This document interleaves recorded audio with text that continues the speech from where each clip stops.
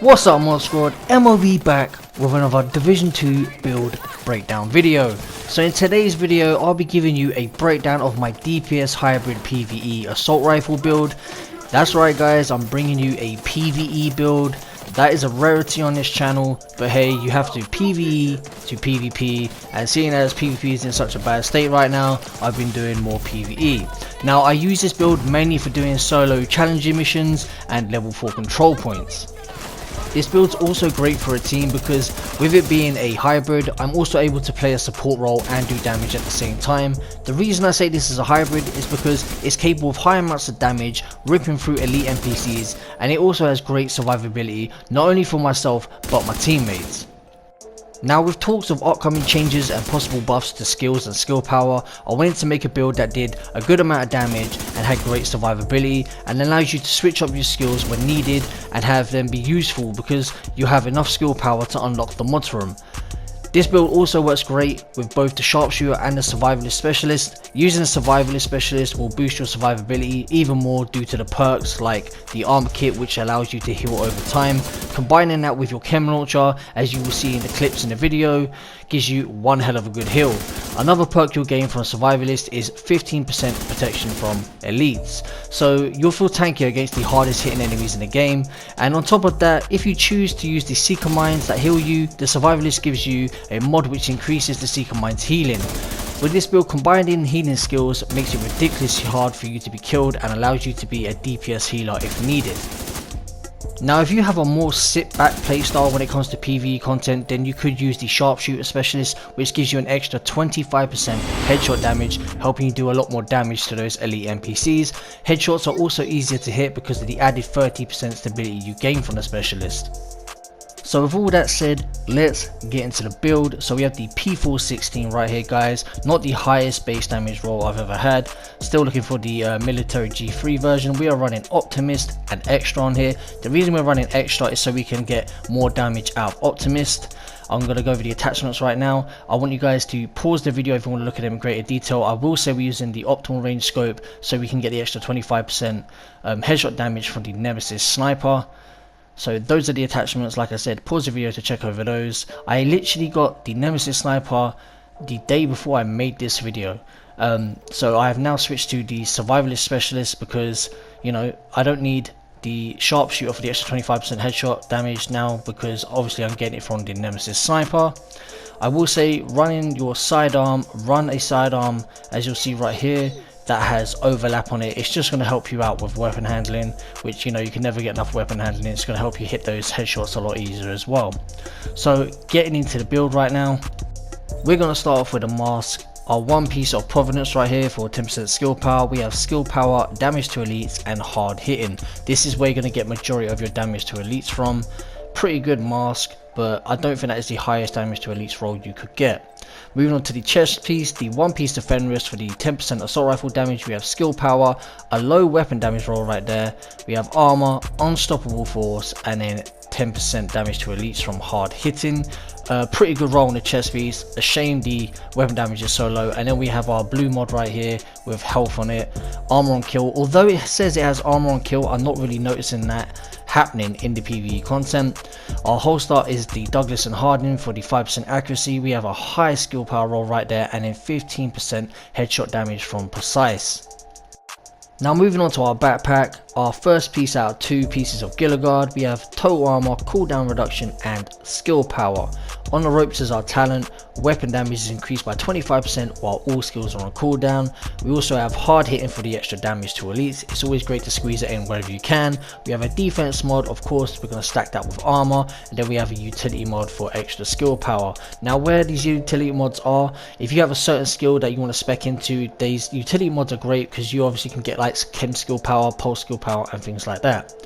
Moving on to the gloves, Rowdy Holdings, 10% accuracy, 10% assault rifle damage, and compensated. If you want to go for precise or weapon damage on your gloves so you don't have to stick to the 3 reds of compensated, that's down to you. On the knee pads we have total, well not total armor, sorry, we have an armor roll. We have hard hitting again, 2 defense mods, I'm always in a predicament between Gilligard knee pads and Fenris, because Fenris allows you to have a talent and I like to use patience. When you're in cover you get the extra healing, combining that with the heals that you get from your chem launchers and the med kit from survivalist, plus any other heal skills that you want to use, you're near enough unkillable. Now these are the stats to the build, guys. I would love to read them out to you, but I'll be totally honest, the screen is too little for me to read, but I am happy with them. Apart from the all weapon damage, I haven't had the greatest rolls when it's come to that, but I am still very happy at where the damage is with this build, and I know it could be bettered. So looking at armor and stuff like that right there, we're going to look at the skills. You'll see I'm going to have chem launcher skill power and stuff like that. These are because I have the batteries that you can pick up. I got that from the loot cave. That's the one thing it was good for. So that is pretty much the build, guys. If you've used something similar, let me know down in the comment sections below. Looking at the skills though, as you'll see here, I'm able to unlock these healing mods right here, which make my armor repair 97k per click, which is nuts, absolutely nuts. Especially like you guys saw in that clip, when you combine it with a med kit, that's just a med kit and the chem launcher. You can use the seeker mines, you can use the healing hive as well, so you're capable of being DPS and a healer for your team. So this is great for team play and solo. You're going to see me do a solo level 4 control point right now, guys. That is the build. I hope you enjoyed the gameplay. If you like this video, smash that like button, leave a comment down below, help support the channel, because we are monetized now, guys. We are actually making money off the channel, so the money we make is going to go straight back into the channel.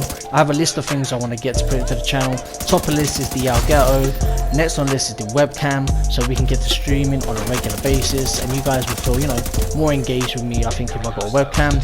Anyway, I hope you enjoyed the video, and I'll catch you guys in the next one. Peace out, Mod Squad.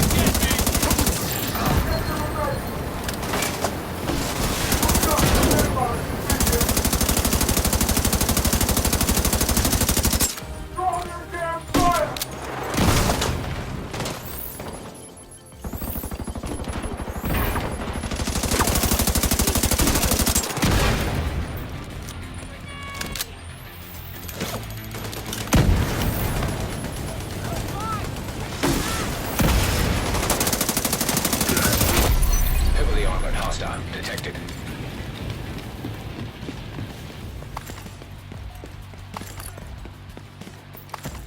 Headed this way!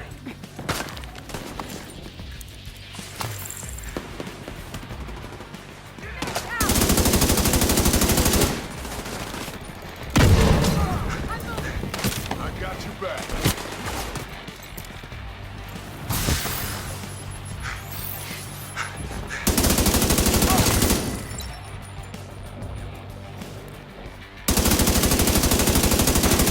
Incapacitating target.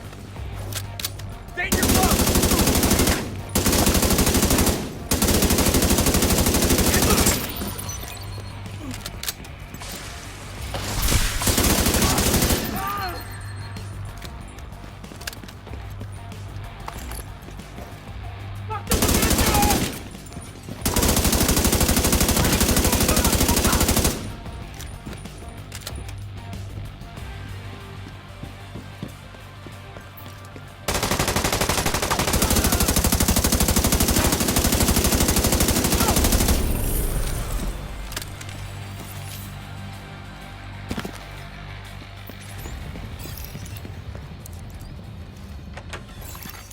Supply room access. Unlocked. Hostiles.